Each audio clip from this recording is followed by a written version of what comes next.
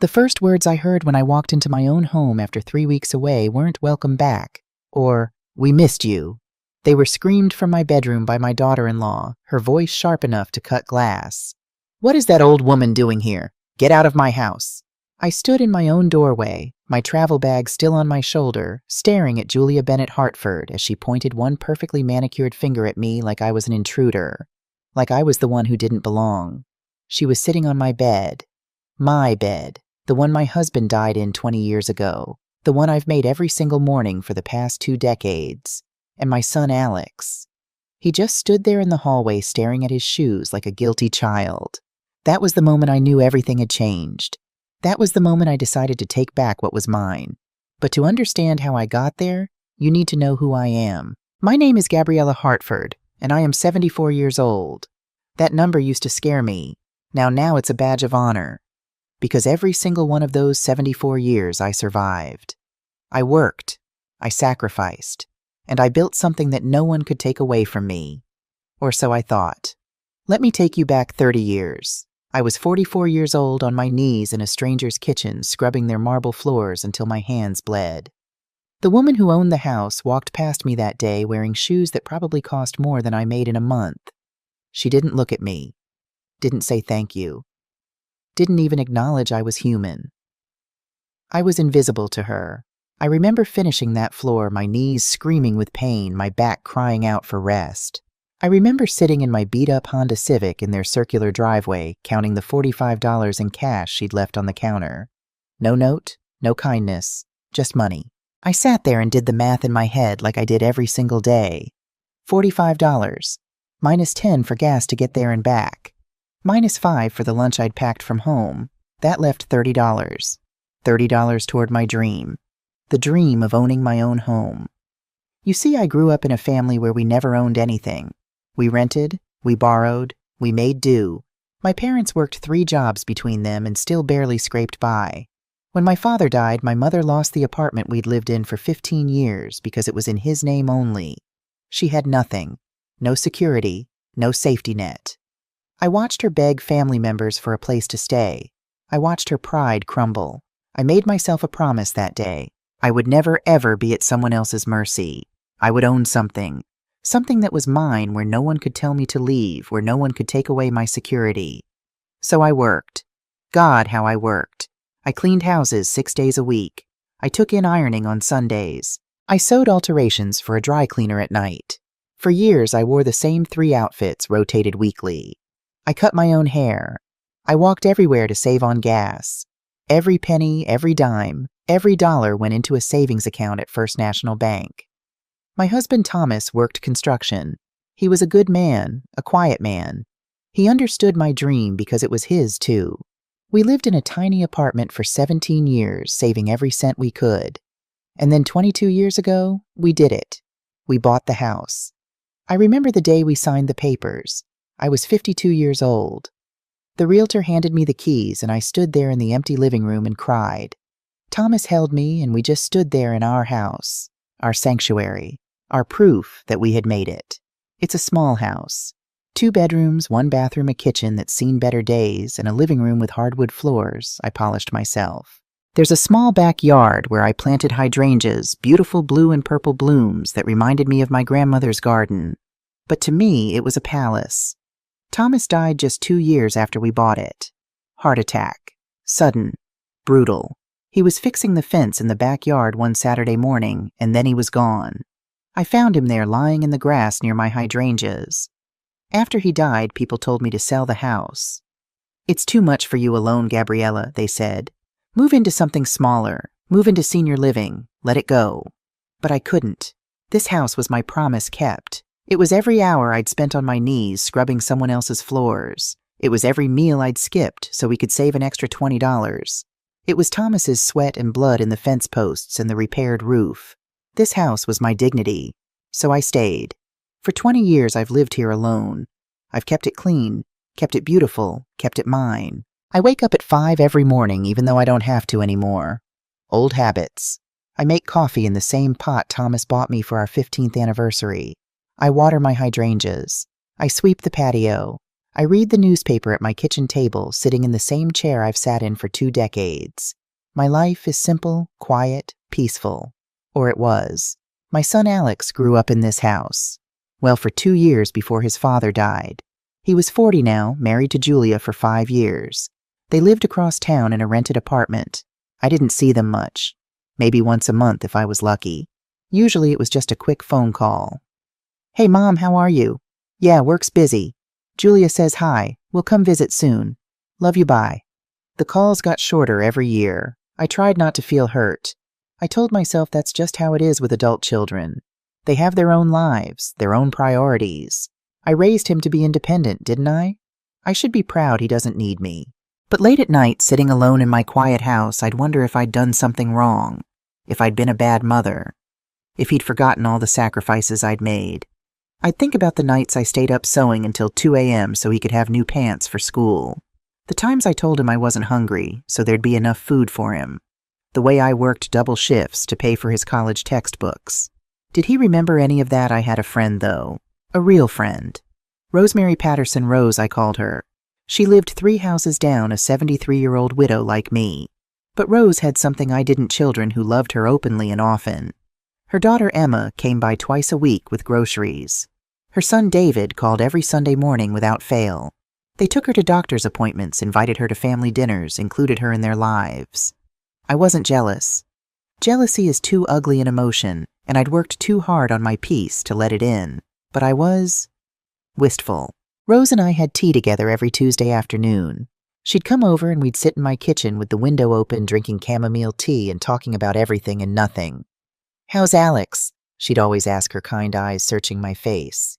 "He's good," I'd say. "Busy with work." Rose would pause, her cup halfway to her lips. "When did you last see him?" "Oh, you know, a few weeks ago." It was usually months, but I didn't want to say that out loud. Rose never pushed. She'd just squeeze my hand and change the subject. That's what I loved about her. She knew when to let things be. 3 weeks ago, my life was this simple, quiet, lonely perhaps, but mine. And then my sis, the phone rang at 6:47 in the morning. I remember because I was in the middle of watering my hydrangeas and the early sun was just starting to warm the backyard. I almost didn't answer. Morning calls are never good news. "Gabriella," my sister's voice was weak, barely a whisper. "Josephine, what's wrong?" I need help. I can't get out of bed." My sister lived in Oregon, 2 states away. She was 76, 2 years older than me. We'd always been close, even across the distance. We talked every week, sent cards for birthdays and holidays. "What do you mean you can't get out of bed? Did you fall?" "The cancer's, it's back. Gabby, stage 4. They said there's nothing more they can do except manage the pain. But I can't manage anything. I can't make it to the bathroom. I can't feed myself. I'm alone here." My heart dropped into my stomach. Josephine had 2 children, but they both lived overseas. Her son Marcus was in Germany with his military family. Her daughter Patricia was in Japan teaching English.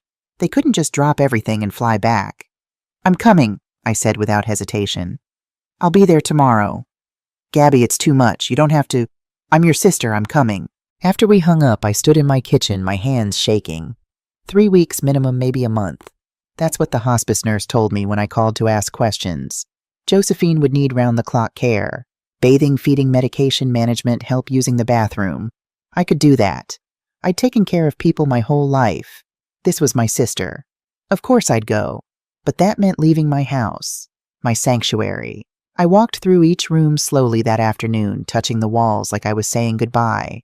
I knew it was dramatic, but I'd never left for more than a weekend before. The thought of being gone for weeks made my chest tight. I called Alex that evening. "Hey, Mom, what's up?" His voice was distracted. I could hear a TV in the background. "Son, I need to tell you something.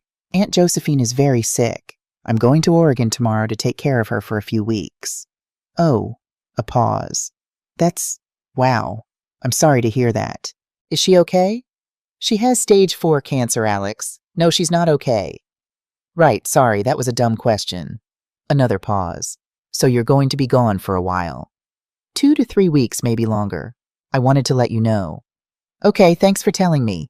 I waited for more, for Do you need anything, or can I help, or I'll check on the house for you? Nothing. Alex, I was wondering if you could stop by the house once or twice while I'm gone, just to make sure everything's okay. Maybe water my hydrangeas if it doesn't rain. Oh, yeah, sure, I can do that. Thank you, honey. That would mean a lot. No problem. Hey, the spare key is still under the flower pot by the back door, right? Actually, no. I moved it after that break-in scare last year. I'll put one under the big hydrangea pot on the front porch, the blue one. Got it. Okay, Mom, I gotta go. Julia and I have dinner plans, but have a safe trip, okay? And tell Aunt Josephine I hope she feels better. She's dying, I wanted to say. She's not going to feel better, but I just said I will. Love you, son. Love you too. Bye. The line went dead. I stood there holding the phone, feeling a familiar ache in my chest. The ache of a mother who loves her child more than he loves her back. But I pushed it away. I had things to do. The next morning I was up at 4. I cleaned the house from top to bottom even though it was already clean. I watered all my plants twice, giving them extra to last. I took out the trash, did all the laundry, organized my closet. Rose came over at 7 just as I was locking up. You call me if you need anything, she said, pulling me into a tight hug. And don't worry about the house. I'll walk by every few days to make sure it looks okay. Thank you, Rose. You're a good friend. Alex is checking on it too, right? He said he would. Rose's expression shifted slightly, but she didn't say what we were both thinking. I took the Greyhound bus to Oregon. 12 hours of highways and rest stops and strangers sleeping on my shoulder. But it saved money compared to flying, and old habits die hard. When I got to Josephine's apartment, I understood why she'd called. My strong, vibrant sister had become a ghost. She couldn't have weighed more than 90 pounds. Her skin was gray, her eyes sunken. The apartment smelled like sickness and fear. Gabby, she whispered when she saw me. Tears rolled down her hollow cheeks. I took her hand and squeezed it gently. I'm here now. I'm not going anywhere. And I wasn't. For 3 weeks, I became a different person. I wasn't Gabriella Hartford homeowner friend individual. I was a caregiver, a nurse, a sister watching her family die slowly. The hospice nurse came 3 times a week.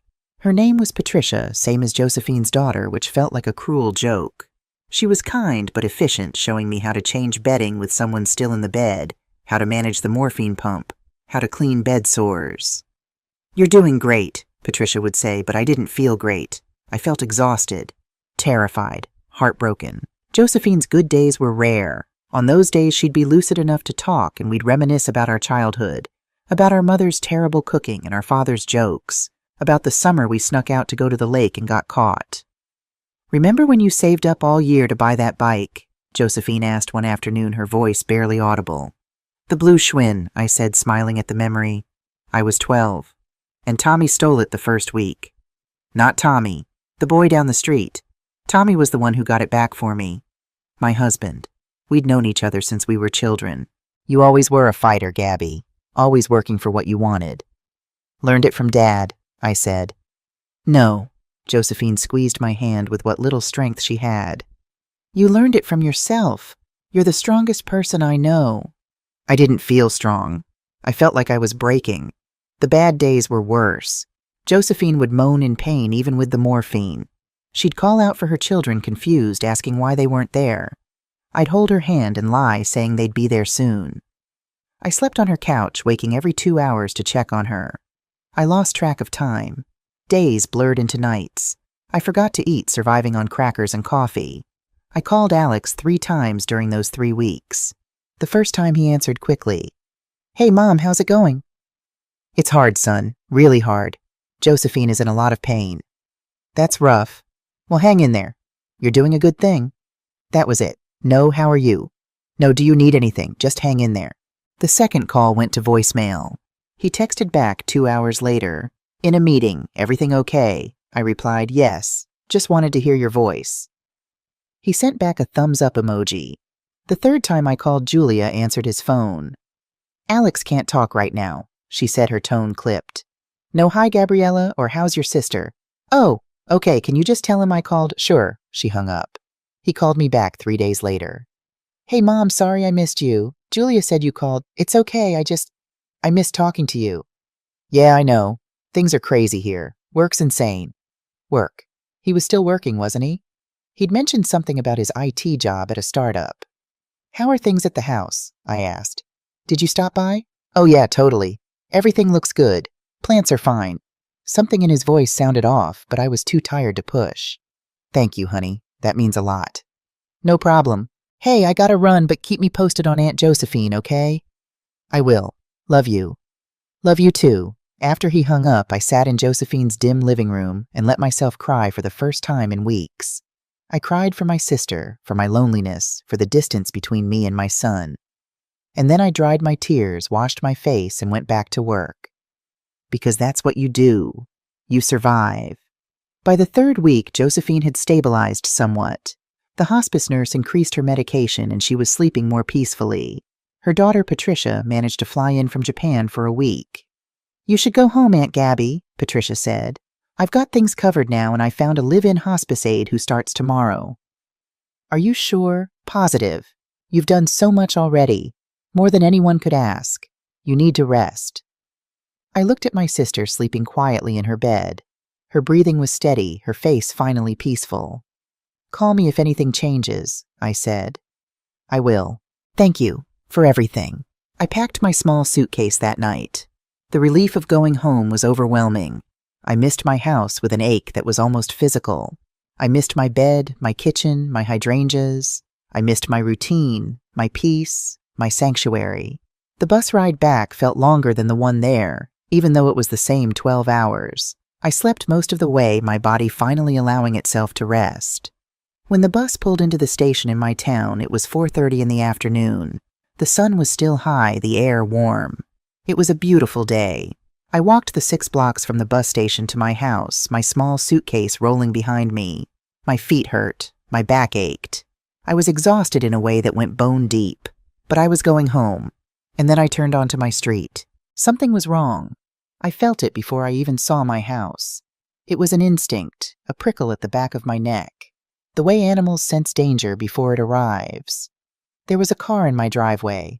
Not just any car, a shiny black BMW with temporary dealer plates. I didn't recognize it. My steps slowed. My heart started beating faster. Maybe it was Rose drove an old Camry. Maybe Alex had gotten a new car, but Alex drove a beat-up Toyota. He'd never mentioned getting a BMW. I walked up my driveway slowly, my suitcase suddenly feeling very heavy. The curtains in my living room were open. I could see lights on inside, even though it was still daylight. The TV was on. I could see the flickering glow. Someone was in my house. My hands shook as I pulled out my keys. I stood at my own front door, afraid to open it, afraid of what I'd find inside. I put the key in the lock. It turned smoothly. I pushed the door open. The smell hit me first. It wasn't my house. My house smelled like coffee and lemon polish and old books and the lilac candles I burned on Sunday evenings. This smell was foreign, thick, cloying perfume. Expensive and aggressive. The kind of scent that announced itself. I stepped inside my suitcase, still on my shoulder. There were shoes by the door. Women's high heels, bright red, kicked off carelessly on my welcome mat. A purse designer with gold hardware tossed on the small table by the entrance. My heart was pounding now. I walked forward into my living room, my feet moving on autopilot. And there he was. Alex, my son, sitting in my armchair. The worn leather chair that had been his father's. The one I'd kept in the same spot for 20 years, the one I sat in when I missed Thomas most. Alex was slouched in it, feet up on my coffee table, watching my TV. He turned when he heard my footsteps. His face went white. Mom! That one word. Shocked. Guilty. Caught. What are you doing here? I asked. My voice sounded strange, distant. I wasn't expecting you today. He stood up quickly, nearly knocking over a beer bottle on the side table. My side table. Where had the beer come from? I didn't keep alcohol in the house. You weren't expecting me. Alex, this is my house. I don't need to announce when I'm coming home. No, I know, I just meant... He ran his hand through his hair, a nervous gesture he'd had since childhood. I thought you were coming back next week. I said I'd be gone 2 to 3 weeks. It's been 3 weeks. What's going on here? Why are you... I stopped. I heard something. A woman's voice drifting from the back of the house. From my bedroom. My bedroom. Alex, Can you bring me a glass of wine, the red one, not the cheap stuff your mom probably has? The voice was bright, careless, entitled. Julia. Everything seemed to move in slow motion. I looked at Alex. He looked at the floor. Alex? My voice was very quiet now, very controlled. Is Julia here? Mom, I can explain. I didn't wait for his explanation. I walked past him, my legs moving of their own accord down the short hallway to my bedroom. The door was open, and there she was. Julia Bennett Hartford was sprawling across my bed. My bed. The bed I'd made just before I left 3 weeks ago with clean white sheets I'd washed and hung in the sun to dry. The bed where Thomas had died, where I'd held his hand and said goodbye. Julia was lying on top of the covers in silk pajama shorts and a tank top, painting her toenails a violent shade of red. Her clothes, designer dresses, and expensive blouses were draped over my antique chair. Her makeup and perfumes were scattered across my dresser, the one Thomas had refinished for our 20th anniversary. The room reeked of her perfume. She looked up when I appeared in the doorway, and for a moment there was confusion on her face. She didn't recognize me. Then her eyes widened slightly. "Oh," she said. Not, "Oh, Gabriella, you're back," or, "Oh, I'm sorry." Just, "Oh." She didn't move, didn't sit up, didn't look embarrassed or apologetic. She looked annoyed. "You're back early," she said, capping the nail polish bottle. "Alex said you weren't coming until next week." I couldn't speak. I literally couldn't form words. I stood in the doorway of my own bedroom staring at this woman who was treating my most sacred space like a hotel room. "What?" I finally managed. "What are you doing in my bedroom?" Julia swung her legs off the bed. My white sheets now had red nail polish on them, I noticed with a sickening jolt, and stood up. "Alex and I needed a place to stay," she said, as if this explained everything. As if this was perfectly reasonable. "Our landlord kicked us out 2 weeks ago. Alex remembered you were gone, so we figured we'd stay here until we found another place." "You figured—" My voice came out louder than I intended. Julia took a step back, her eyes narrowing. "Alex said it would be fine," she said defensively. "You were gone. The house was empty. What's the big deal, the big deal?" I looked around my room at her things everywhere at the violation of my space. "The big deal is that this is my house, my bedroom. You didn't ask permission. You didn't even tell me. We didn't want to bother you while you were dealing with your sister." Julia said, her tone shifting to something that almost sounded reasonable. "Alex said you had enough to worry about." Alex appeared in the doorway behind me. "Mom, please just let me explain." I whirled on him. "You have been in my house for 2 weeks. He looked at his shoes. "We were going to tell you. We were just waiting for the right time." The right time. I was shaking now, my hands trembling with rage and hurt and disbelief. "The right time was before you moved into my house without permission." "It's not like you were using it," Julia said from behind me. I turned back to her slowly. She had her arms crossed now, her expression defiant. She'd moved from defensive to aggressive. "What did you just say?" "I said you weren't using it. You live here alone in this big house. 2 bedrooms and you only use 1. We needed a place. Alex is your son. Isn't helping family what you're supposed to do?" Something in her tone, the entitlement, the casual cruelty, made my vision go white for a moment. "Get out," I said quietly. "Excuse me? Get out of my bedroom." Julia's eyes went wide. For a second, she actually looked scared. Then her expression hardened into something ugly. "You know what?" Julia's voice rose sharp and vicious. "I am so sick of this. We have been here for 2 weeks, and all Alex does is talk about how his mother is going to freak out, how we have to be careful, how everything has to be perfect for precious Gabriella." She moved closer to me, and I could smell the wine on her breath. She'd been drinking. In the afternoon. In my house. "This house is a dump," she shouted. "The furniture is ancient. The kitchen is from the 1980s. Everything smells like old lady and mothballs, but we're supposed to be grateful because Alex's sad old mother finally let us use it." "Julia," Alex tried to intervene, but she talked right over him. "No, I'm done pretending you want to know the truth, Gabriella." She spat my name like poison. "We didn't figure we'd stay here. We needed to stay here because your useless son got us evicted. He couldn't make rent because he lost his job 2 months ago, but he was too scared to tell Mommy." The room went silent. I looked at Alex. He was white as a sheet, staring at Julia with an expression of pure horror. You lost your job," I whispered. Alex opened his mouth closed. It opened it again. Mom, I was going to tell you. When? My voice cracked. When were you going to tell me? When were you going to tell me you moved into my house? When were you going to tell me anything? See? Julia laughed a harsh, brittle sound. This is exactly why he didn't tell you, because you'd make it all about you. Poor Gabriella, poor abandoned Gabriella, nobody appreciates her. Stop it! Alex finally raised his voice. Julia, that's enough. No, it's not enough. Julia turned her fury on him now. I am tired of living in poverty because you can't keep a job. I am tired of worrying about money, and I am tired of tiptoeing around your mother who acts like she's the only person in the world who's ever struggled. She turned back to me, and what I saw in her eyes made my blood run cold. Pure contempt. You want to know what Alex and I talk about at night, Gabriella? Her voice dropped to something quieter, more poisonous. We talk about how this house will be his someday, after you're gone. How we can fix it up, sell it, finally have some money for once. You think you're so special because you bought one crappy little house. My parents have a vacation home bigger than this. Julia, stop! Alex grabbed her arm, but she shook him off. What are you going to do, Gabriella? Julia's smile was cruel. Kick us out, your own son. Make us homeless. Because if you do, Alex will have to choose between his wife and his mother. She moved even closer, so close I could see the smudged mascara at the corner of her eyes. And let me tell you something, old woman. He's not going to choose you. The words hit me like a physical blow. I looked past Julia to my son, my boy, the child I'd raised, sacrificed for, loved more than anything in the world. He stood in the doorway of my bedroom and he said nothing. He didn't defend me, didn't correct his wife, didn't say, of course I choose my mother. He just stood there looking at the floor, his hands shoved in his pockets. And in that moment, something inside me didn't break. It crystallized. It became very, very cold and very, very hard. I looked at Julia, then at Alex, then back at Julia. When I spoke, my voice was calm, dangerously calm.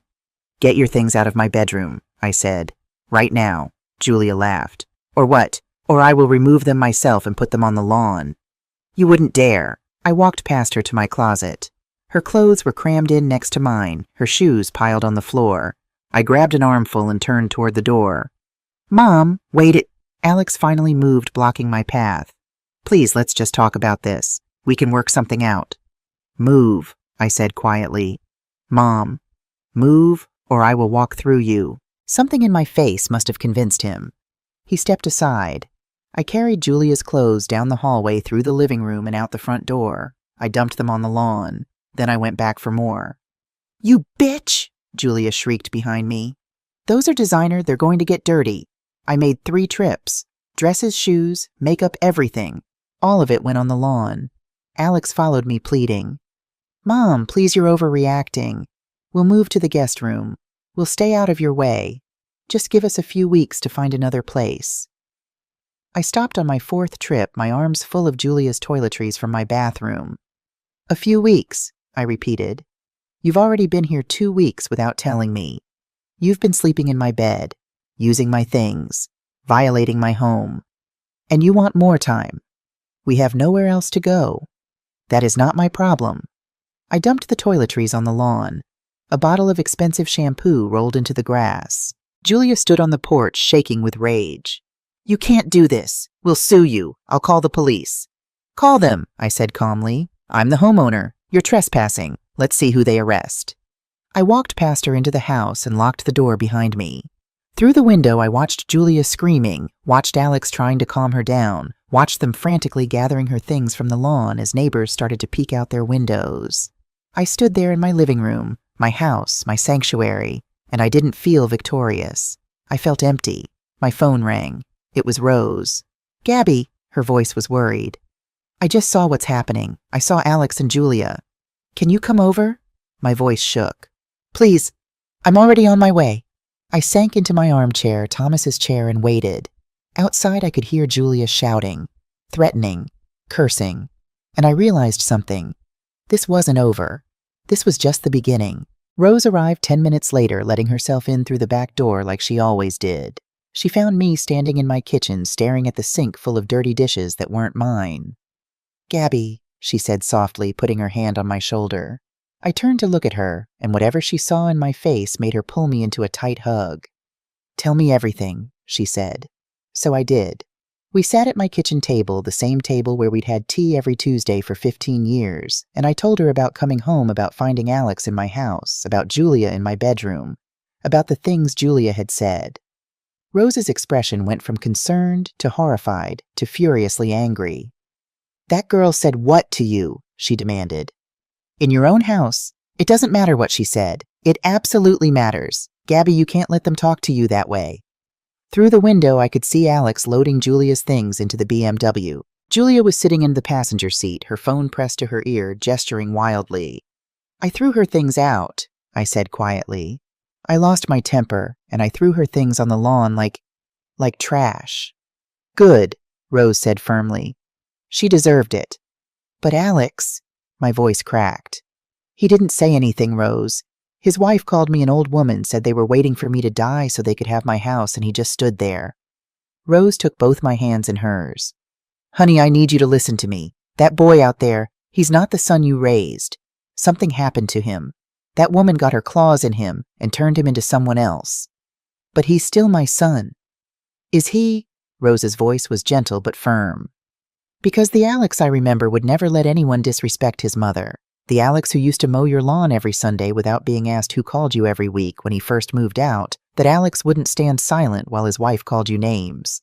I looked down at our joined hands. Rose's were spotted with age, the knuckles swollen with arthritis, just like mine. "What do I do?" I whispered. "First," Rose said, standing up, "we see what else they've done to your house. Then we decide." I didn't want to look. I wanted to believe that the bedroom was the only space they'd invaded. But Rose was right. I needed to know. We started in the kitchen. The sink was full of dishes, expensive plates I'd never seen before mixed with my good china. The plates Thomas had given me for our 25th anniversary. The ones I only used for special occasions. Now they were stacked haphazardly, covered in dried food and grease. I opened the refrigerator. My carefully organized shelves were chaos. Takeout containers, half-empty bottles of wine, expensive cheeses, imported olives. My food, the groceries I'd bought before leaving, were either gone or pushed to the back, forgotten and spoiling. "They ate everything," I said, staring at a container of strawberries I'd bought. They were covered in mold now, inedible. Rose opened the pantry. "Gabby, look at this." My pantry had always been my pride. Organized, labeled, stocked with essentials. I'd learned long ago to always have food in the house. Growing up poor teaches you that. Now it was a mess. Cereal boxes left open, spilled flour, half-eaten bags of chips mixed in with my canned goods. But that wasn't the worst part. On the top shelf where I kept my special things, the expensive coffee beans I only bought myself for Christmas, the imported tea Rose had given me for my birthday, the jar of honey from the local farmer's market, everything was gone. Used, consumed, taken without asking. "They used everything," I said numbly. "Everything I was saving." Rose put her arm around my shoulders. "Come on, let's keep looking." The bathroom was worse. The small space reeked of Julia's perfume. My simple white towels were crumpled in a damp heap on the floor. In their place, hung on my towel bar, were expensive fluffy towels in deep purple, brand new, the tags still attached. She'd bought new towels rather than use mine. The medicine cabinet was full of her products. Expensive serums, designer makeup, medications I didn't recognize. My things, my blood pressure pills, my vitamins, my arthritis cream were shoved into the corner, some bottles knocked over and spilling. "She just moved in," I said, my voice hollow. Like it was her house, like I didn't matter. "The living room," Rose said grimly. "Let's check the living room." My coffee table had water rings on it, circular stains from glasses and bottles left without coasters. The coasters I'd set out handmade by a local artisan were still stacked neatly on the side table. Unused. There were magazines I'd never seen before scattered on the couch. Fashion magazines, celebrity gossip, nothing I would ever read. The TV remote was on the floor. My reading glasses, the ones I'd left on the side table, were gone. And then I saw it. On the mantel where I kept my wedding photo, the one of Thomas and me on our wedding day, both of us young and hopeful and in love, someone had placed an empty wine glass, right in front of the photo, blocking it from view. Something in my chest cracked. "I want to check the guest room," I said quietly. We walked down the hallway. The guest room door was closed. I opened it slowly. The room was destroyed. The bed was unmade sheets tangled in half on the floor. There were clothes everywhere, Alex's clothes on the floor, draped over the chair, piled on the dresser. Fast food bags and empty soda cans littered the nightstand. The closet door was open. Inside, pushed to the back, were the boxes where I kept Alex's childhood things. His baby clothes, his school projects, his drawings, his report cards. Things I'd saved because I loved him, because I was proud of him, because I wanted to remember the boy he'd been.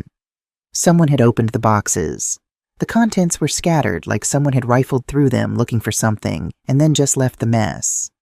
I knelt down and picked up a drawing. Alex had made it in first grade, a picture of our family. Him, me, and Thomas standing in front of a house. He'd written "My Family" at the top in wobbly letters. The paper was crumpled now with a footprint on it. Someone had stepped on it. Rose knelt beside me. "Oh, honey." I stood up, still holding the drawing, and walked to the window. I could see my backyard from here, see my garden, my hydrangeas, the plants I'd watered carefully before I left, giving them extra to last while I was gone. They were brown, dead, every single one. 3 weeks without water had killed them. But Alex had promised. He'd said he would water them. He'd lied. I don't know how long I stood there staring at my dead garden. It felt like hours, but it was probably only minutes. When I finally turned around, Rose was holding something. My jewelry box. The small wooden box Thomas had made for me in his woodworking class 40 years ago. The one where I kept my few pieces of good jewelry, my wedding ring. I wore it on a chain around my neck, my grandmother's pearl earrings, a small gold bracelet. The box was open. Empty. "Where?" I couldn't finish the sentence. Rose's face was grim. "Check the bedroom. Julia's jewelry." We went back to my bedroom. On my dresser, mixed in with Julia's expensive cosmetics, was my jewelry. She'd taken my jewelry box and used it for her own things. My grandmother's pearls were tangled with Julia's cheap fashion jewelry. My gold bracelet, a gift from Thomas for our 30th anniversary, was tossed carelessly on top. "She took everything," I whispered. "She came into my house and took everything and made it hers." Rose turned to face me, and I saw something in her expression I'd never seen before. Pure, cold fury. "Gabriella Hartford," she said slowly, "are you going to let her get away with this? What can I do? Alex is my son. Alex is a grown man who made his choices. You said Julia told you they talk about waiting for you to die so they can have this house." I nodded, unable to speak. "Then they declared war, Gabby. And in war you don't surrender. You fight back." An hour later there was a knock at my front door. I knew who it was before I opened it. Alex stood on my porch, his hands shoved in his pockets, looking like a guilty teenager caught sneaking out. "Mom," he said, "can we talk?" Behind him, the BMW was still in my driveway. Julia sat in the passenger seat, watching. "Talk," I said. I didn't invite him in. "Look, I'm sorry. I know we should have asked before we stayed here. I know that was wrong. But, Mom, we didn't have anywhere else to go. You had 2 weeks to tell me. You called me 3 times. You could have mentioned it. I didn't want to stress you out while you were dealing with Aunt Josephine." He ran his hand through his hair. I thought it would be okay. You were gone, the house was empty." "It's not empty, Alex. It's my home. Even when I'm not here, it's still mine. You don't just take what's not yours." "I know you're right. I'm sorry." He looked genuinely remorseful. For a moment, I saw my little boy again, the one who used to cry when he disappointed me. Julia got upset and said some things she didn't mean. "She meant them," I said quietly. "No, she was just angry." "Alex." I stepped closer, looking up at my son. When had he gotten so tall? When had he become a stranger? Did you really lose your job 2 months ago? His face went pale. "Mom, is that true?" "Yes," he admitted quietly. "I got laid off. The company downsized. And you didn't tell me. I didn't want you to worry. I thought I'd find something new quickly, but..." He trailed off, looking at his feet. "But you didn't. The market's tough right now. It's taking longer than I expected." I felt something shift in my chest. Despite everything, he was still my son. He was struggling. Maybe I should help. "How much money do you have saved?" I asked. "Not much. Maybe $200. $200 for a 42-year-old man. And Julia, does she work?" Alex shifted uncomfortably. She's been looking, but most places won't pay what she thinks she's worth. What she thinks she's worth, not what she's worth, what she thinks. So neither of you has income and you need a place to stay, I said slowly. Just for a little while, until I get back on my feet. Mom, please. We really don't have anywhere else. Julia's parents won't help us. Why not? He looked away. They had a falling out. They don't talk anymore. What kind of falling out? I don't know, some family drama. The point is they won't take us in, and my friends, he laughed bitterly. Turns out they're not really friends when you can't go out drinking with them anymore. I studied my son, really looked at him. He'd lost weight. His clothes hung on him. There were dark circles under his eyes and his hair needed cutting. He looked tired, defeated. He looked how I'd felt at his age when Thomas died, and I thought I couldn't go on. Alex, I said gently, come inside. We need to have a real conversation. Hope lit up his face. Really? Thank you, Mom. I knew you'd. Just you, I said. Julia stays outside. His expression fell. Mom, she's my wife. She called me an old woman waiting to die. She said you talk about taking my house after I'm gone. She violated every room in my home, used my things without asking. Let my plants die. My voice stayed calm, but steel ran through it. I will talk to you, but I will not have that woman in my house right now. Alex looked back at the car. Julia was watching us, her expression hard. She'll be upset, he said weakly. Then she'll be upset. I stepped aside. You have 5 minutes to decide. Come in alone or leave. Your choice. For a moment I thought he'd choose her. Thought he'd turn around, get in that car, and drive away. Part of me almost wanted him to. At least then I'd know where I stood. But after a long moment he nodded. Okay, he said quietly. Let me just tell her. I watched him walk to the car, watched him lean into the window, watched Julia's face contort with rage. She was shouting. I couldn't hear the words, but I could see her fury. Alex straightened up and walked back to me without looking back. Julia laid on the horn. One long angry blast that echoed down the street. Ignore her, I said, and led my son inside. Rose had made tea. She handed Alex a cup and sat down at the table with us. Mrs. Patterson, Alex said, nodding at her. Alex, Rose replied coolly. We sat in silence for a moment. I could hear the kitchen clock ticking. Outside, Julia honked the horn again. Tell me everything, I said. The truth this time, starting with when you lost your job. So he did. The story came out in fits and starts, each revelation worse than the last. He'd been fired, not laid off. Performance issues. He'd been distracted at work, making mistakes, missing deadlines. Why was he distracted? Julia wanted to buy a house, he said, staring into his tea. She found this place beautiful, way out of our price range, but she was convinced we could make it work. She said her parents would help with the down payment. But they didn't. No, she had some big fight with them about, I don't even know what. She won't talk about it. But after that, they cut her off financially. So no house. Right. But Julia, he struggled for words.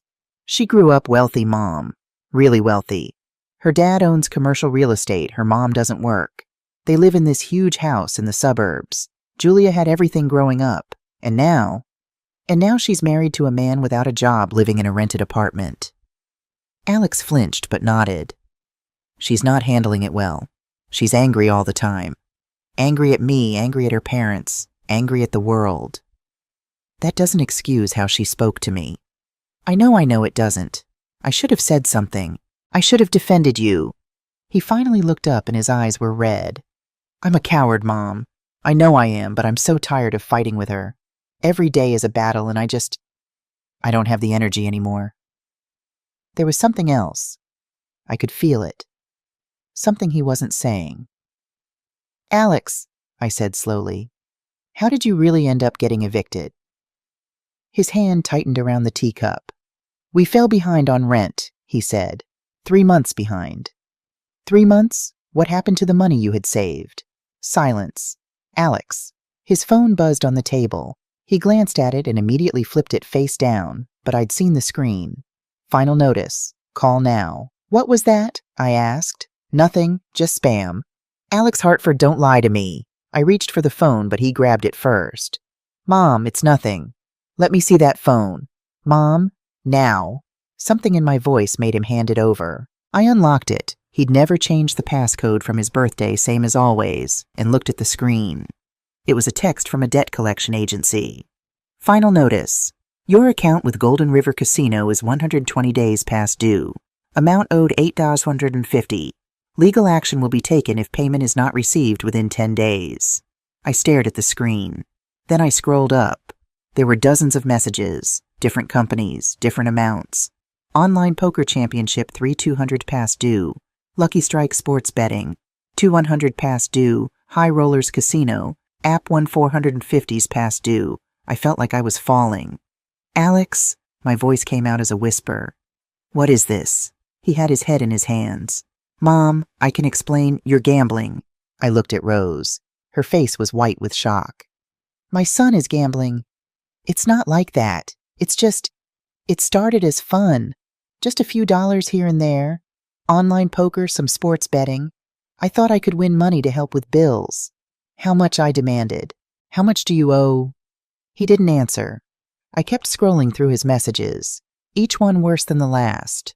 Collection notices, threats of legal action, interest charges piling up. I did the math in my head. My hands were shaking so hard I almost dropped the phone. $15,000, she said.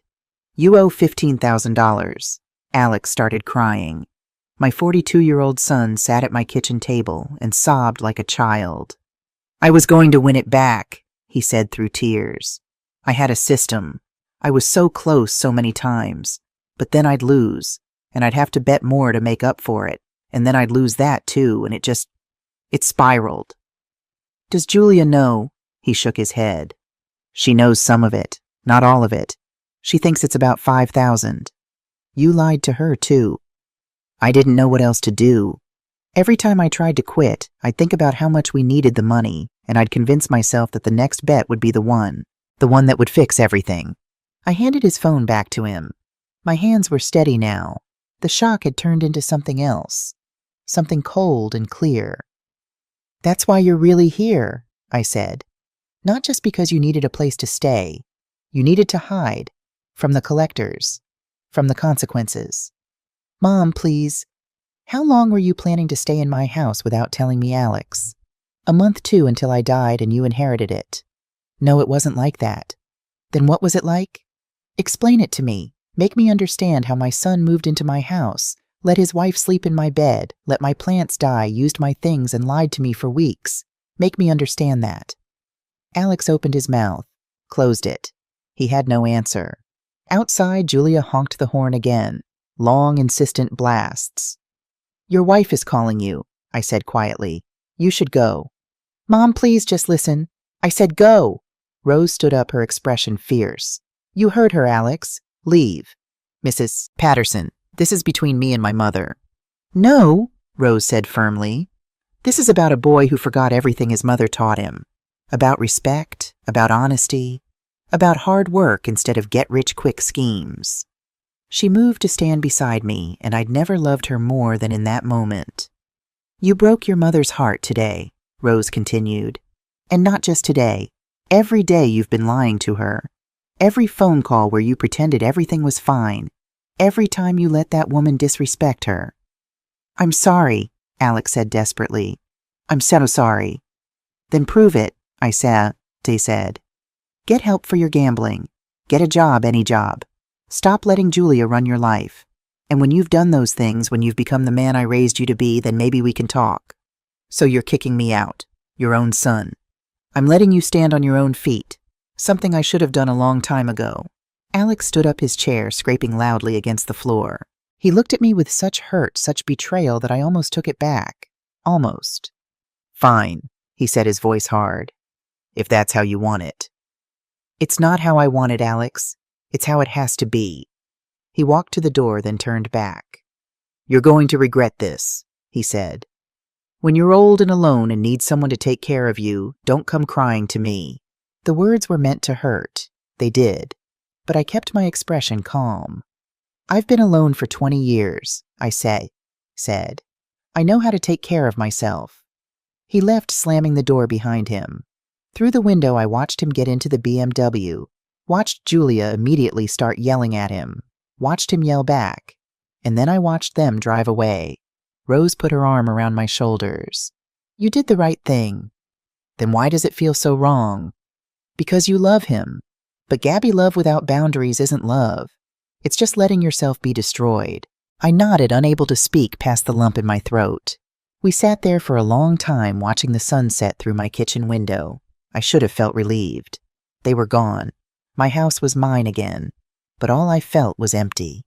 I didn't sleep that night. I lay in my bed finally, but I couldn't stop thinking about Alex's face when he left. About the way Julia had screamed at him in the car. About the $15,000 in gambling debt. How had I not known? How had I missed the signs? But I knew the answer. I'd missed the signs because I'd stopped looking. I'd let the distance between us grow so wide that I couldn't see him anymore. At 3 a.m. I gave up on sleep. I got up, made coffee, and sat on my back porch in the darkness. My dead hydrangeas were just shadows in the moonlight. I'd planted those 20 years ago, right after Thomas died. They'd been my therapy, my way of healing. Watching something grow, bloom, thrive. Now they were gone, just like everything else it seemed. The sun rose slowly. I watched it paint the sky pink and gold, and I made a decision. I couldn't save Alex from himself. He had to want to change. But I could save myself. I could protect what was mine. I went inside, showered, dressed in my good navy pants and a clean blouse. I looked at myself in the mirror. I looked old, tired, defeated. No, I stood up straighter, lifted my chin. I was Gabriella Hartford. I'd worked every day of my life since I was 14 years old. I'd raised a child alone after my husband died. I'd bought this house with my own sweat and determination. I was not defeated. I was done being a victim. At 9 a.m., my doorbell rang. I wasn't expecting anyone. For a moment, I hoped it might be Alex coming to apologize properly. It wasn't. A man stood on my porch. Mid-30s, cheap suit, tired eyes. He held a clipboard. "Are you Gabriella Hartford?" he asked. "Yes. Who are you?" "My name is Dennis Kowalski. I'm from Premier Collection Services." He held out a business card. "I'm looking for Alex Hartford. Is he here?" My stomach dropped. "No." "Do you know where I can find him?" "No, I don't," the man sighed. "Mrs. Hartford, your son owes a substantial amount of money to several online gambling sites. We've been trying to reach him for months, but he's not responding to calls or emails. We tracked him to this address. He doesn't live here.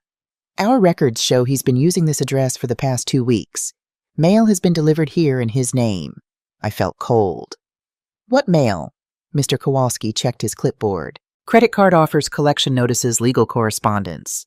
It's all been coming here." I walked to my mailbox at the end of the driveway. I hadn't checked it since I got home yesterday. It was stuffed full. I pulled out the stack of envelopes. At least 20 pieces of mail. Most of it was addressed to Alex Hartford at my address. Collection notices. Final warnings. Legal threats. "He changed his address," I said slowly. "He moved here and changed his mailing address without telling me." "It appears so," Mr. Kowalski said. "Mrs. Hartford, I know this is difficult, but your son owes $15,347 to various creditors. If he doesn't make arrangements to pay, they will file civil suits against him. That could include garnishment of wages, seizure of assets, liens on property." "He doesn't own any property," I said numbly. "No, but you do. And if he's listed this as his address, there could be legal implications for you as well." My head snapped up. "What if he's claiming residency here? Creditors could potentially place a lien on this property to satisfy his debts. It's complicated, and I'm not a lawyer, but I've seen it happen before." I stared at this stranger on my porch, this man who'd just told me my son's mistakes could cost me my house. The house I'd worked 30 years to buy. The house that was my entire life. "What do I do?" I asked. "You need to prove he doesn't live here. Document everything. Get a lawyer if you can afford one. Most importantly, don't let him use this address anymore." He handed me another card. "This is my supervisor. If your son wants to work out a payment plan, have him call us. The sooner the better." After he left, I stood in my driveway holding a stack of mail that represented my son's ruined life, and I felt something inside me harden even more. He'd put my house at risk. The one thing I had. The one thing that was truly mine. He'd gambled it all away without a second though. I called Rose. I need a lawyer, I said. Do you know anyone? She did. A man named Marcus Thompson who'd helped her daughter with an estate issue. She made the call and he agreed to see me that afternoon. In the meantime, I did something I'd been avoiding. I went through my house room by room, documenting everything they'd damaged or taken. I took photos of the water rings on my coffee table, the nail polish stain on my bed sheets, the empty pantry, the dead hydrangeas. I made lists, the coffee they'd used, the food they'd eaten, the electricity and water they'd consumed. I wasn't going to bill them. I didn't want their money. But I needed proof. Evidence that they'd been here without permission, that they'd violated my home, just in case. Around noon, my doorbell rang again. This time it was Julia. She stood on my porch wearing designer sunglasses and a look of pure hatred. We need to talk, she said. No, we don't. Yes, we do. She pushed past me into my house before I could stop her. Get out, I said. You're not welcome here. This is ridiculous. Julia spun to face me, yanking off her sunglasses. Her eyes were red, her makeup smudged. She'd been crying. You threw us out, your own son. Do you have any idea where we slept last night? That's not my concern. We slept in the car, Gabriella, in a Walmart parking lot. Is that what you wanted to humiliate us? I wanted you to ask permission before moving into my house. I wanted respect. I wanted honesty. Oh, please, Julia laughed harshly. You want to talk about honesty? Let's be honest then. You're a bitter old woman who's angry that her son has a life that doesn't revolve around you. Julia, leave, now. No, you know what your problem is. You think you're so much better than everyone else because you worked hard and bought this crappy little house. But you know what? Nobody cares. This house is nothing. My parents' guest bathroom is bigger than your entire kitchen. Then go live with your parents, I said coldly. For the first time, I saw Julia falter. Something flickered across her face. Pain, shame, something real. I can't, she said quietly. Why not? She turned away. Because they told me I made my bed and now I have to lie in it. They said I chose wrong, married wrong, ruined my life, and they're done bailing me out. Despite myself, I felt a flicker of sympathy. What did you do? I was supposed to marry someone else, Julia said, her voice barely audible. His name was Richard, lawyer from a good family, exactly what my parents wanted. But I met Alex, and he was different, kind, real, not fake like everyone else in my circle. She turned back to me, and I saw tears on her cheeks. I loved him, she said. I actually loved him. So I called off the engagement with Richard. My parents were furious. They said I was throwing my life away. They cut me off financially, said I was dead to them. And now you regret it. Now I'm living in poverty, Julia shouted.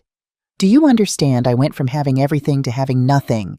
And Alex promised me it would be okay, that he'd take care of me, that we'd build a life together. But he can't even keep a job. She was sobbing now, her careful facade completely crumbling. I'm 38 years old and I have nothing. No career, I never needed one before. No money of my own. No family who'll help me. Just a husband who's drowning in gambling debt and a mother-in-law who hates me.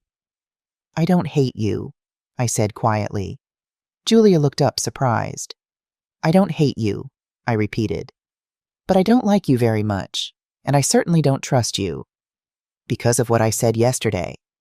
Because of what you've done. You came into my house without permission. You took my things. You let my plants die. You disrespected everything I've worked for. I moved closer. And yes, because you told me you and Alex talk about waiting for me to die so you can have my house. I was angry. I didn't mean, did you say it? Julia bit her lip. Yes. Then you meant it, at least in that moment. And now I know how you really feel. So what now? Julia asked. You just abandon us, let us sleep in our car, let your son lose everything. My son made his choices. He chose to gamble instead of pay rent. He chose to lie instead of ask for help. He chose to sneak into my house instead of being honest with me. He's your son. And that's the only reason I'm even having this conversation. I took a deep breath. Julia, I'm going to say something, and I want you to really hear me. Are you listening? She nodded slowly. I love Alex. I will always love him. He's my child. But love doesn't mean letting someone destroy you. Love doesn't mean sacrificing your own well-being, your own security, your own peace of mind. I moved to the door and opened it. Your husband needs help, professional help for his gambling addiction, and you need help dealing with your anger and your disappointment with how your life turned out. Until you both get that help, until you both face your problems instead of running from them, nothing will change. And in the meantime, what? We just suffer. In the meantime, you figure it out. The same way I figured it out when Thomas died and I had to raise Alex alone. The same way I figured it out when I was cleaning other people's toilets to save money for this house. You figure it out. Julia stared at me for a long moment. Then she walked to the door. You're not who I thought you were, she said. Good. Maybe now you'll stop underestimating me. After she left, I locked the door and leaned against it.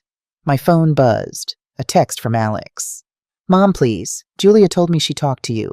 We're desperate. Can we at least stay in the guest room for a few weeks? We'll stay out of your way. You won't even know we're here. Please. I looked at the message for a long time. Then I typed back, no. 3 dots appeared. He was typing. They disappeared. Appeared again. Disappeared. Finally, fine. Don't blame me when you're old and alone with no one to take care of you. The same threat he'd made yesterday. I blocked his number. Then I called Rose. Can you come with me to the lawyer? I asked. I don't want to go alone. I'm already in my car, she said. I'll be there in 5 minutes. Marcus Thompson's office was in a small strip mall downtown. Simple, no-nonsense, exactly what I needed. He was a black man in his 50s with kind eyes and a firm handshake. Mrs. Hartford, he said, gesturing to a chair. Rose tells me you're having some family trouble. I told him everything. About finding Alex in my house. About the gambling debts. About the collection agency that morning. He took notes, asked questions, listened carefully. When I finished, he leaned back in his chair. Mrs. Hartford, I'm going to be very direct with you. Your son put you in a potentially dangerous legal position by using your address while having significant debt. If creditors believe he lives there, they could try to place liens on your property. My worst fear confirmed. What do I do? First, we establish that he doesn't live there and never did. We'll send certified letters to all the collection agencies stating that Alex Hartford is not a resident of your property and that all mail should be redirected. We'll also file a formal trespass notice which prevents him from entering your property without permission. A trespass notice against my own son. It's a legal protection for you. It doesn't mean you can never see him again. It just means he can't enter your property without your explicit permission each time. Given the circumstances, I strongly recommend it. I thought about the gambling debt. About my house, the thing I'd worked my whole life for being at risk because of Alex's choices. Okay, I said. Do it, Marcus nodded. I'll also prepare a formal eviction notice, even though they're not official tenants. This establishes a paper trail showing you never authorized their stay. If they try to claim any rights to the property later, you'll have documentation. How long will this take? I can have the trespass notice ready today. The eviction notice will take a few days. In the meantime, I suggest you change your locks, install security cameras if possible, and document everything. Every interaction, every threat, every contact. He slid a business card across the desk. This is a colleague of mine, Patricia Santos. She specializes in elder law. I think you should talk to her about protecting your assets long term. Estate planning, power of attorney, that kind of thing. You think he'd try to... I couldn't finish the sentence. I think desperate people do desperate things, Marcus said gently.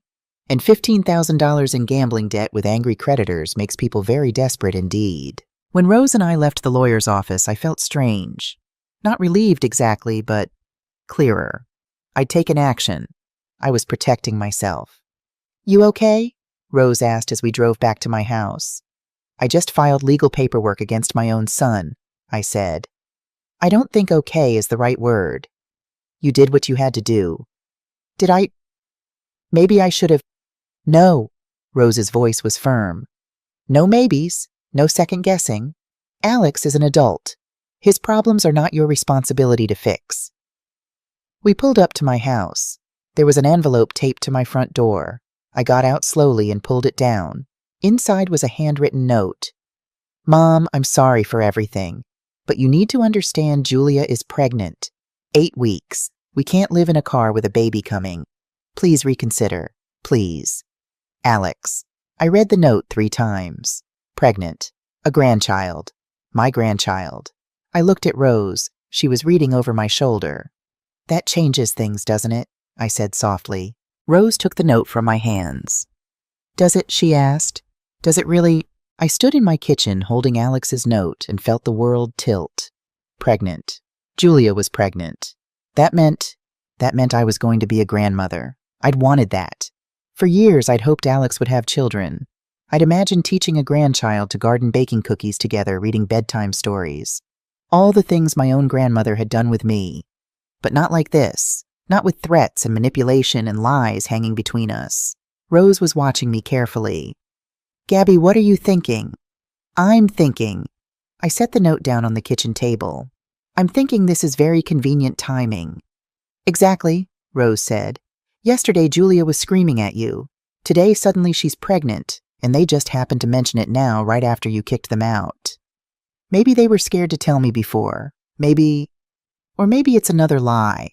I wanted to believe my son wouldn't lie about something like this, but he'd already lied about losing his job, about the gambling, about living in my house.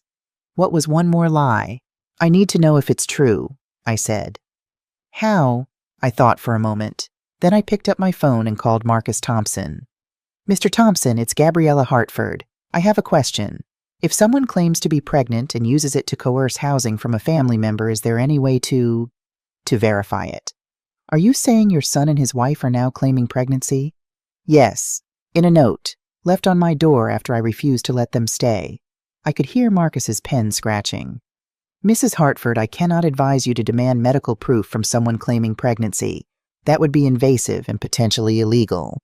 However, I can tell you that you are not legally obligated to provide housing to anyone pregnant or not. Family relationship doesn't create legal housing obligations. So even if she is pregnant, you don't have to let them live with you. You could help in other ways, financial assistance, help finding resources, temporary hotel stays. But opening your home, that's your choice, not your obligation. After I hung up, Rose made more tea. We sat in silence for a long time. Do you believe it? She finally asked. I don't know, I admitted. Part of me wants to. Part of me wants to run over there and hug Alex and tell him everything will be okay, that I'll help them, that we'll figure it out together.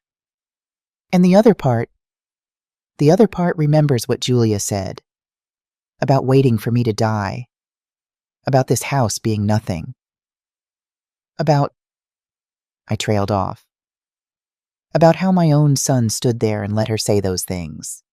You know what bothers me most, I said. If Julia really is pregnant, why would she be drinking wine? Rose looked up sharply. When I got home, Julia told Alex to bring her wine. And when I walked into the bedroom, there were empty wine bottles in the trash. I saw them. Pregnant women don't drink.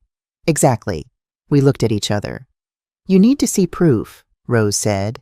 Before you make any decisions, you need to see actual proof. I picked up my phone and texted Alex's number, forgetting I'd blocked it. The message didn't go through. I unblocked him and tried again.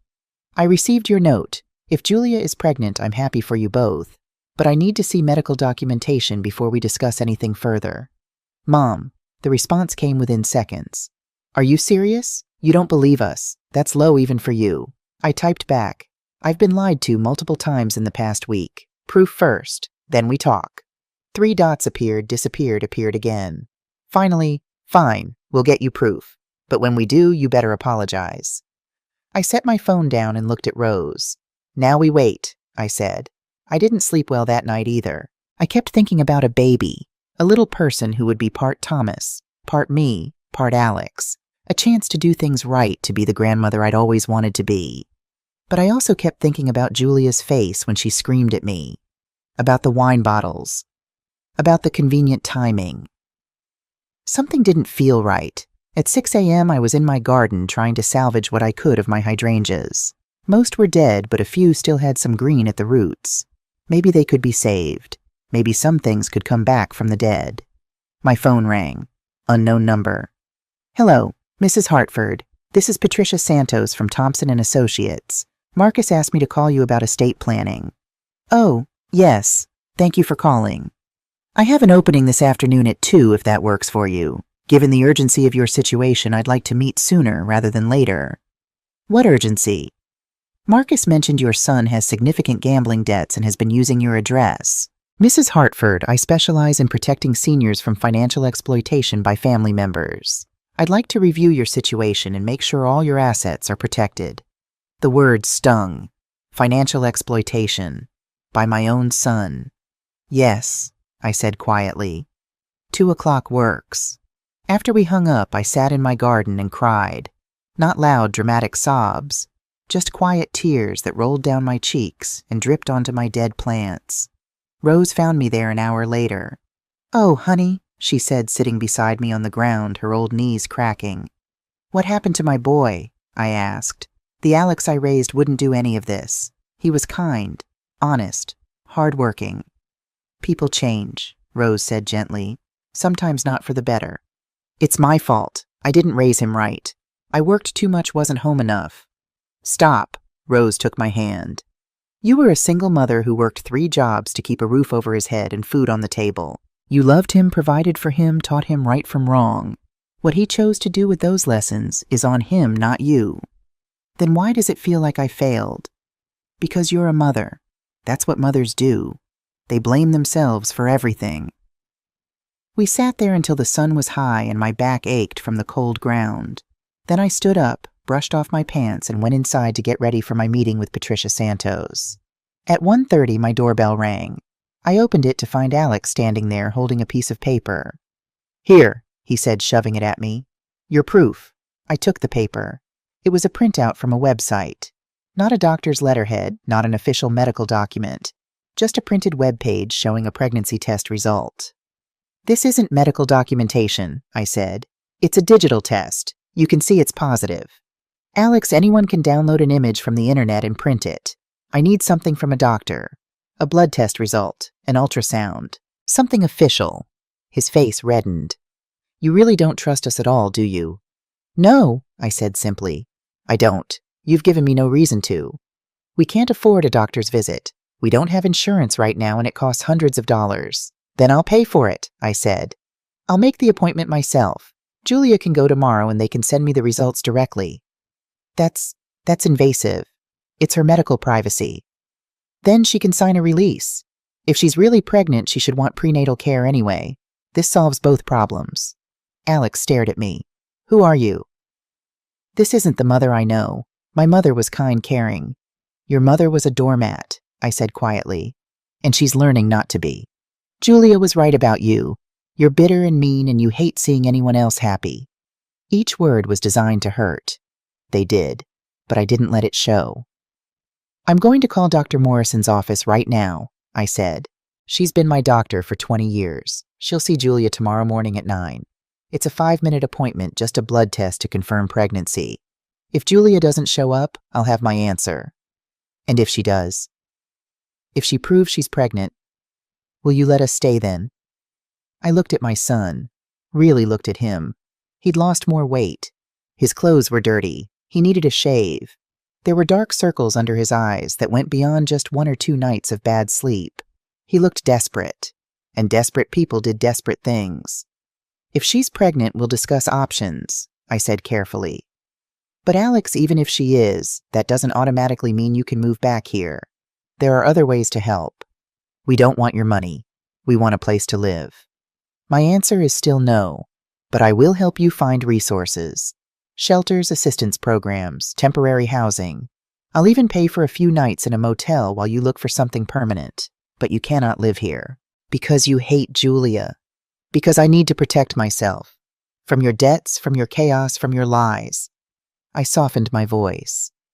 "Alex, I love you. But I can't save you. You have to save yourself." He turned and walked away without another word. I called Dr. Morrison's office and made the appointment. The receptionist said they'd call Julia directly to confirm. Then I sat down and waited. The next morning at 8:45, my phone rang. Dr. Morrison's office. "Mrs. Hartford, this is Jenny from Dr. Morrison's office. We tried to reach Julia Hartford for her 9 a.m. appointment, but her phone is disconnected. We also tried the alternate number on file your son's cell, but he didn't answer." "I see," I said. "Thank you for trying. Should we keep the appointment slot open?" I looked at the clock. 8:47. If Julia was coming, she should be on her way. No, I said. You can give it to someone else. At 9:15, I called Alex's number. It went straight to voicemail. I texted, Julia missed the appointment. I have my answer. No response. At 10 a.m., Rose came over with groceries.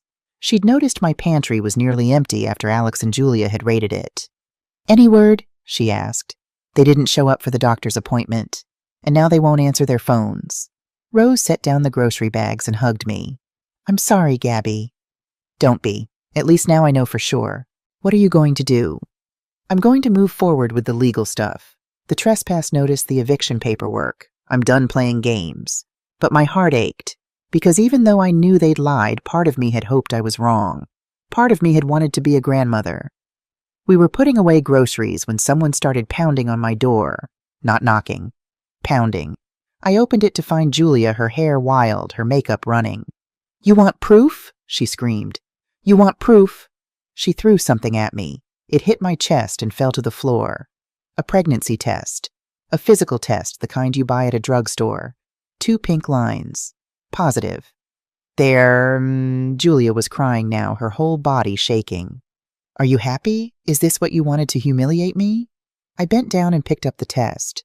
It was warm, fresh. I looked at Julia, really looked at her. Her eyes were red, but not just from crying. They were bloodshot with dark circles underneath. Her hands were shaking. She looked like she hadn't slept in days. Julia, I said quietly, when did you take this test? This morning, right before I came here because you demanded proof. So you weren't pregnant yesterday when Alex gave me that note. She froze. She faltered.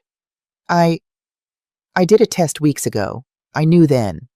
But you didn't go to the doctor. I don't need a doctor to tell me I'm pregnant. Actually, you do, because home tests can be wrong. They can be false positives. They can be... This one isn't wrong. Rose appeared beside me. She looked at the test, then at Julia. Honey, Rose said gently, when was your last period? Julia's face crumpled. I don't know. I don't keep track. But I'm late. I'm definitely late. How late? I don't know. A few weeks, maybe? Maybe, I said. Julia, if you're 8 weeks pregnant like Alex said in his note, you would know exactly when your last period was. I'm bad with dates. She stopped, looking between us. Why are you interrogating me? Why can't you just be happy that you're going to be a grandmother? Because I don't think you're pregnant, I said quietly. I think you're desperate, and desperate people lie. Julia's face went white. That's crazy. Why would I lie about being pregnant to manipulate me into letting you stay here? I said. To make me feel guilty, to give you leverage. You're insane. But her voice was shaking. The wine, Rose said suddenly. Gabby told me you were drinking wine in her house. Pregnant women don't drink. I didn't know I was pregnant then. You just said you knew weeks ago, I pointed out. Julia looked trapped. Her eyes darted between us, looking for an escape. I want you to take a test, I said. Right now, in my bathroom. A test that I provide that I watch you take. That's invasive. You can't make me do that. You're right, I can't. But if you refuse, I'm going to assume this test, I held up the one she'd thrown at me, is fake. Bought online or borrowed from someone else or from weeks ago before you started drinking again. Alex! Julia screamed toward the street. Alex, get in here! Alex appeared at the end of my driveway. He'd been waiting in the car. He walked up slowly, his hands in his pockets, not meeting my eyes. Tell her, Julia demanded. Tell your mother I'm pregnant. Alex looked at the ground. Alex, Julia's voice rose. Tell her. Alex's voice was barely a whisper. I can't. The world seemed to stop. Julia turned to him, her face twisted with rage and betrayal. I can't tell her you're pregnant, Alex said, still looking at the ground. Because you're not. Julia made a sound like a wounded animal. I could be, she screamed. I'm late. The test could be positive. We don't know for sure. The test you threw at my mother, Alex said quietly. You bought it from someone on Craigslist. I saw the messages on your phone. You paid $50 for a positive pregnancy test from a woman who's actually pregnant. I felt like I'd been punched in the stomach. Julia had bought a fake positive test. She'd planned this deception. I couldn't find words. You were going to lie about being pregnant to manipulate me. I had to. Julia was sobbing now, mascara running down her face. We have nowhere to go. No money, no options. What was I supposed to do? Not this, I shouted. Not lie about a baby, not manipulate me with something so sacred. Julia laughed through her tears. It's just a pregnancy. Women get pregnant every day. It's not some magical thing. Get off my property, I said, my voice shaking with rage. Both of you, now. Mom, Alex tried. Now. Wait, Alex said. Wait, there's more you need to know. Julia grabbed his arm. Alex, don't. He shook her off. No, I'm done. I'm done lying. He looked at me and I saw tears running down his face. The pregnancy wasn't Julia's idea, he said. It was mine. I stared at him. I told her to fake it. I said it was the only way you'd let us stay. I'm the one who found the positive test online. I'm the one who convinced her to go along with it. Alex, Julia whispered. What are you doing? I'm telling the truth. For once. He turned back to me. And that's not all. The gambling debt, it's not $15,000. It's $23,000. I didn't tell you the full amount because I was scared you'd never help us. Each word was another knife. And the job I lost, I didn't just get fired for performance issues. I got fired because I was caught gambling on company time, using the company computer. They threatened to sue me for misuse of company resources, but they agreed not to if I just left quietly. Stop, I whispered. Please stop. And the reason we really got evicted, he was crying openly now. We didn't just fall behind on rent. I stole money from our landlord. He left cash in his office and I took it to pay a gambling debt. He found out, called the cops. They were going to press charges, but he agreed not to if we just left immediately. Alex, Julia tried again. And the worst part, Alex looked directly at me now.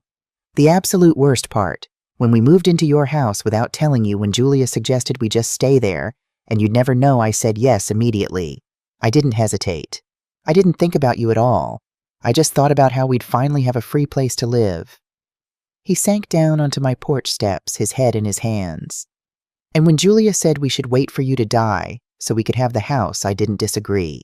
I let her say it, because part of me was thinking the same thing. The silence that followed was deafening. I looked at my son, this stranger wearing my son's face, and I felt something break inside me that could never be repaired. Get out, I said quietly. Mom, get out of my sight, both of you, and don't come back. Please just listen.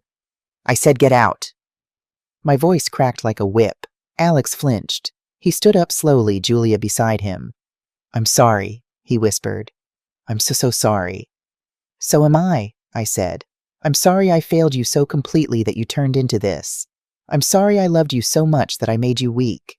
I'm sorry I sacrificed so much that you learned to expect it instead of appreciate it. That's not fair. Fair.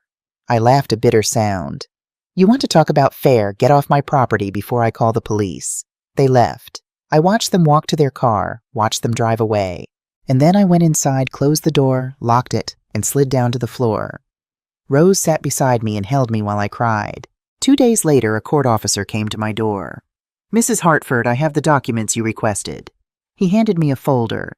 Inside was an official eviction notice and a trespass order. These have been filed with the court, he explained. If Alex Hartford or Julia Bennett Hartford attempt to enter your property without your express permission, they can be arrested for criminal trespass. Thank you, I said quietly. I'm also authorized to deliver copies to them. Do you have their current address? I shook my head. They're living in their car, last I knew. The officer frowned. That complicates things, but we'll do our best to locate them. In the meantime, these are legally binding. You're protected. After he left, I looked at the documents for a long time. Legal protection from my own son. How had it come to this? That evening, Marcus Thompson called. Mrs. Hartford, I wanted you to know the collection agencies have been notified that Alex doesn't live at your address. We've also filed paperwork with the county establishing that he has no legal claim to your property. You should be protected from any liens or legal action related to his debts. Thank you, I said. There's one more thing. Alex called my office this afternoon. My heart jumped. What did he say? He wanted to know if there was any way to contest the trespass order. I told him no. I also advised him that if he continues to harass you, you could file for a restraining order. Did he say anything else? He asked me to tell you he's in a treatment program for gambling addiction. He said he wants you to know he's trying to get help. I closed my eyes. Is he really? Or is that another lie? I don't know, Mrs. Hartford, but I thought you should know he called. After we hung up, I sat in my quiet house and thought about Alex as a little boy. I remembered teaching him to ride a bike in the driveway. The way he'd scraped his knee and I'd kissed it better. The way he'd hugged me so tight and said, "You're the best mom in the whole world." Where had that little boy gone?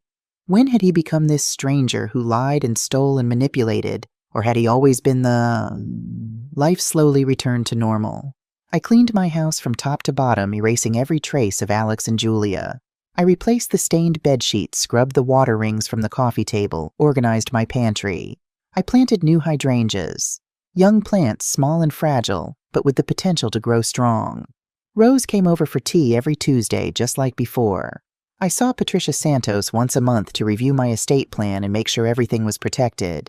She'd helped me set up a trust, establish a healthcare directive, and ensure that when I died, my house would go where I wanted it to charity, not to Alex. It hurt to write him out of my will, but it was necessary. I couldn't trust him not to gamble away everything I'd worked for. The collection calls stopped after the first month. The legal notifications worked. I changed my locks, installed a doorbell camera, created boundaries that should have existed all along. I learned to live with the sadness, because that's what it was, not anger anymore, not betrayal, just sadness. A deep, bone-aching sadness for what could have been and never would be. I didn't hear from Alex at all during those 3 months. Part of me was grateful. Part of me missed him with an intensity that sometimes took my breath away. I threw myself into my routine. I volunteered at the library twice a week. I joined Rose's book club. I started painting, something I'd always wanted to try but never had time for. I was learning to be Gabriella again. Not just mom. Not just the woman who worked herself to death for everyone else. Just Gabriella. A 74-year-old woman with a whole life ahead of her. And then 3 months and 4 days after I'd kicked them out, my phone rang. Unknown number. I almost didn't answer, but something made me pick up. "Hello, Mom," Alex's voice. Quiet. Hesitant. I closed my eyes. "Hello, Alex. Can I talk to you just for a minute?" "I'm listening." "I'm in a motel in Oregon," Alex said. "I got a job. Just part-time warehouse work, but it's something. I'm going to Gamblers Anonymous meetings 3 times a week. I haven't placed a bet in 92 days. I didn't respond. I didn't know what to say. "Julia left me," he continued. "About 6 weeks ago. She met someone else.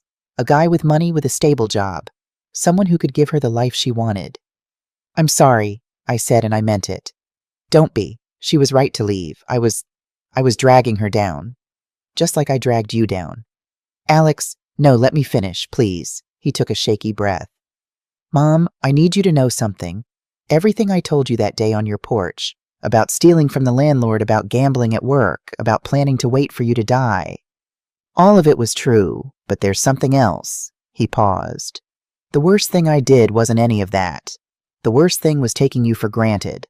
My whole life you were just there, working, sacrificing, giving. And I never appreciated it. I never understood how hard you worked, how much you gave up, how much you loved me."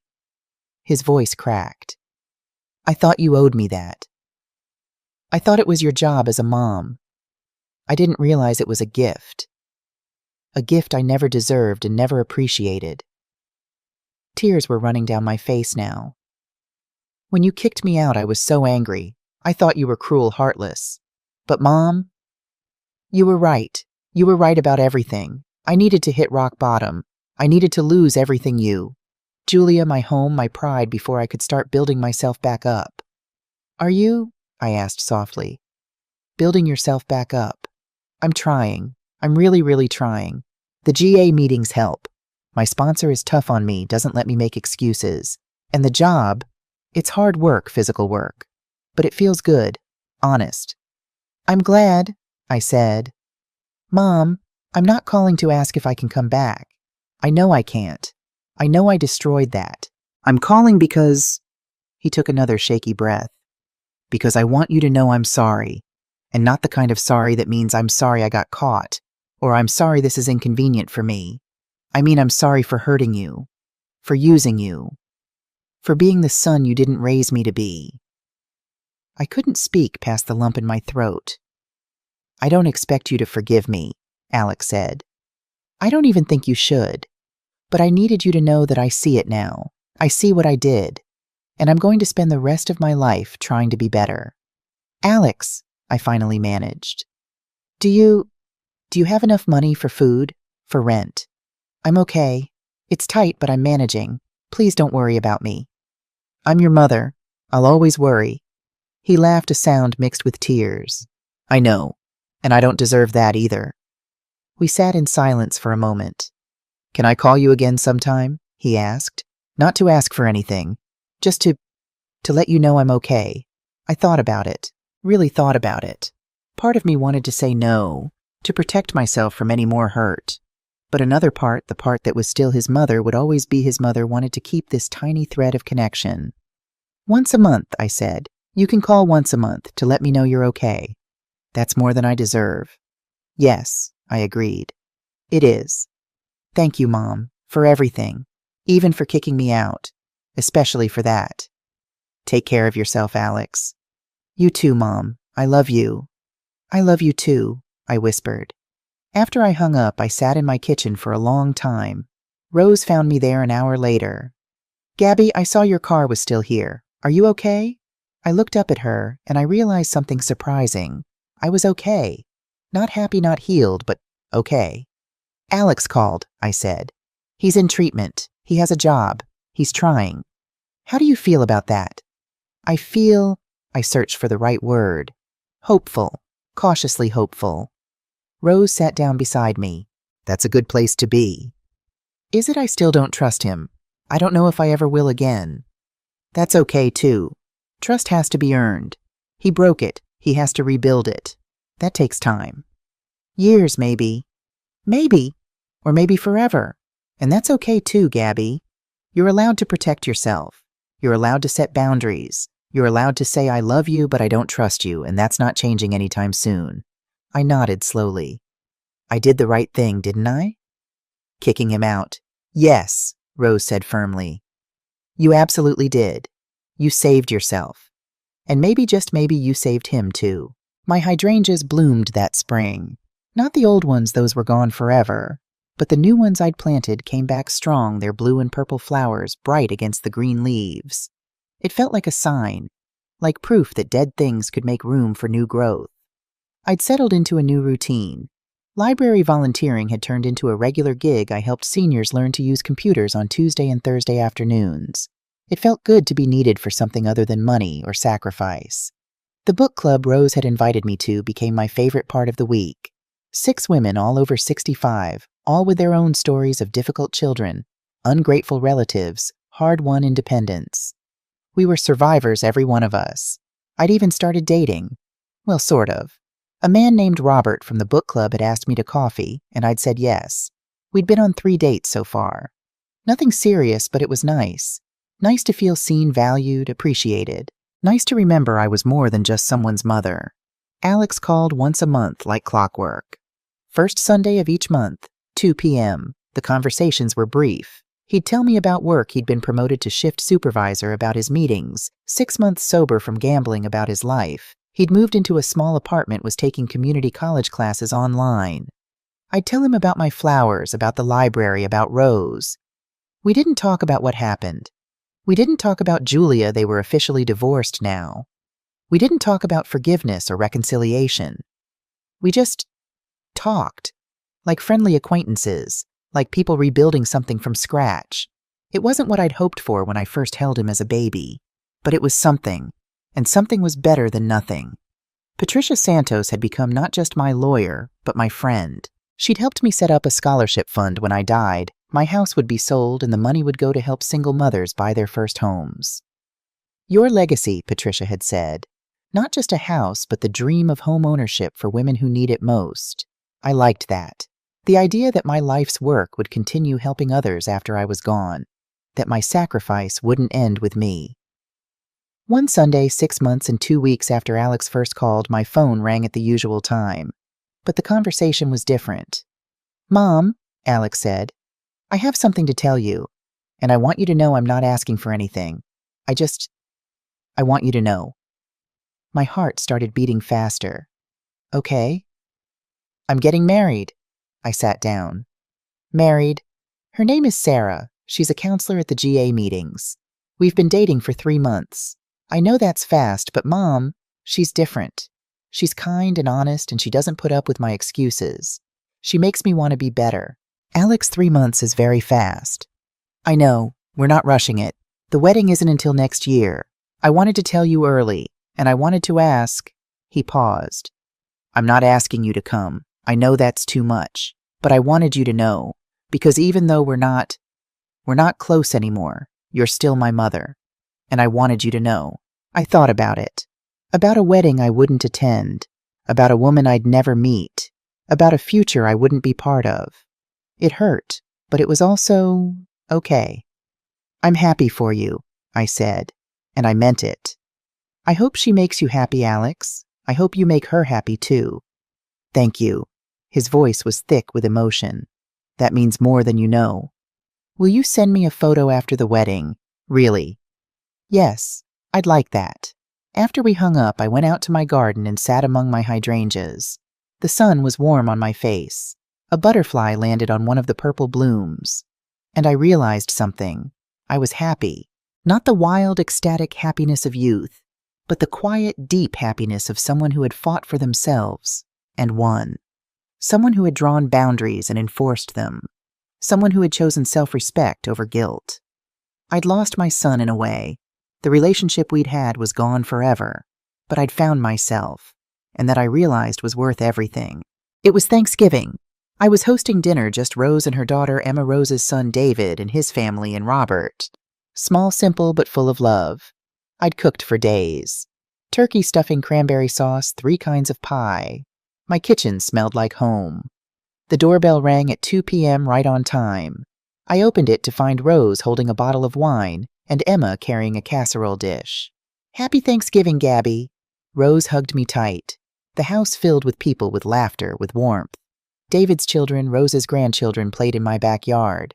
I watched them through the window, running through the grass near my hydrangeas. "You're smiling," Robert said, coming to stand beside me.